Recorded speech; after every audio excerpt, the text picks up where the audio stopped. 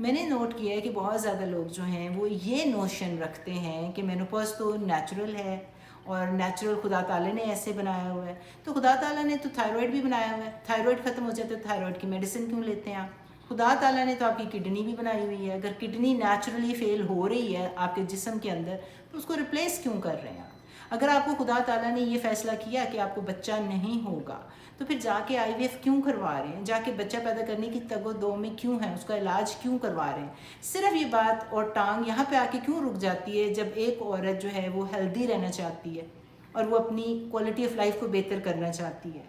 تو آپ کیوں چاہتے ہیں کہ وہ 40 میں ہی ایک آنٹی نما ایک موٹی عورت بن جائے, 50 کی ایئر کیوں دوسری شادی نہیں کر سکتی اگر وہ ڈیورسی ہے یا اس کا میاں فوت ہو گیا ہے یا وہ سیکشلی ایکٹیو ہیلدی رہنا چاہتی ہے, تو اس کو یہ چیز کا مجرم کیوں کہتے ہیں جی کہ اب تو آپ آنٹی بن گئی, اللہ اللہ کریں, آپ کو کیا ضرورت ہے خوبصورت لڑکی بن کے ہیلدی رہنے کے لیے, ینگ لگنے کے لیے؟ آپ کا تو یہ کام ہی نہیں ہونا چاہیے. اتنی زیادہ ہپوکریسی کیوں ہے؟ آدمی تو پھر بھی نہیں کرتے, یہ عورتیں ہی ایک دوسرے کے لیے کر رہی ہوتی ہیں اور اس کو ریلیجن کے پیچھے چھپا دیتی ہیں. یہ ریلیجن میں کہاں ہمارے لکھا ہوا ہے کہ آپ نے 60 سال کا 70 سال کا ہو کے میموری لاس ہونا ہی چاہیے, آپ کو الزائمر ڈیزیز ہونی چاہیے, بون فریکچر ہونے چاہیے, دل کا دورہ پڑے گا, آپ کو اسٹروک ہوگا, ویل چیئر میں بیٹھیں گے. تو کیوں آپ یہ ایکسپیکٹ کریں کہ آپ کا بیٹا آپ کا خیال کرے, آپ کی بہو جو ہے ویل چیئر چلائے, کھانا پکا کے آپ کو دے, آپ کے بچے ہو سکتا ہے باہر کے ملکوں میں ہوں, they are not even there. ہمارا کلچر اچھا ہے, ہمارا ریلیجن اچھا ہے, باقی دنیا سے مختلف ہے, تو جس کی وجہ سے ابھی تک ہم ماں باپ کی عزت کرتے ہیں, ان کی خدمت کرتے ہیں اور تابع دار ہیں.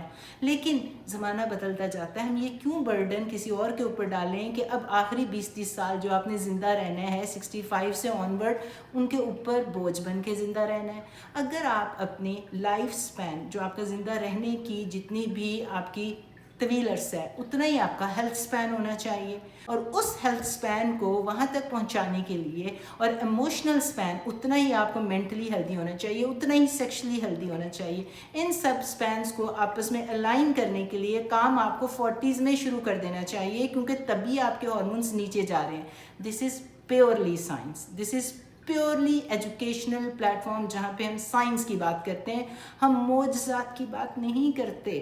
کہ میری امی جو ہیں وہ تو 65 کی ہو گئیں تو ابھی تک ان کو کوئی بیماری نہیں ہے, میری خالہ کو یہ کوئی بیماری نہیں.